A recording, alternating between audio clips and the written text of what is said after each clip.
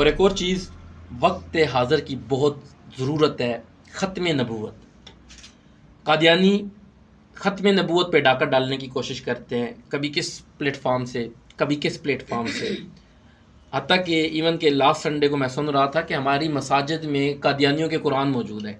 انہوں نے اتنی محنت کی، اتنی ورک کیا، فری قرآن دے رہے ہیں، گفٹ کر رہے ہیں۔ بالکل ہماری مساجد میں قادیانیوں کے قرآن ہیں۔ میں نے جب آپ کی دہلیز کو آقا چوما، یوں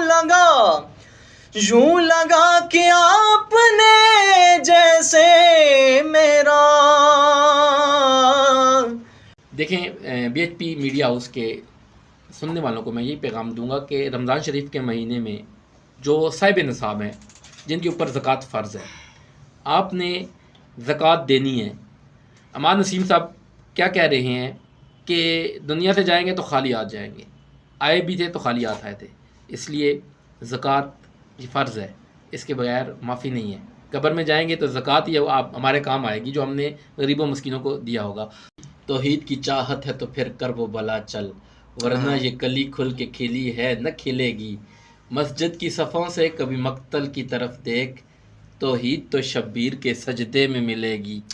اور مزہ جو دی اذان چے، نہ سوز چے نہ ساز چے، حسین دسیا رضا خدا دی نماز چے۔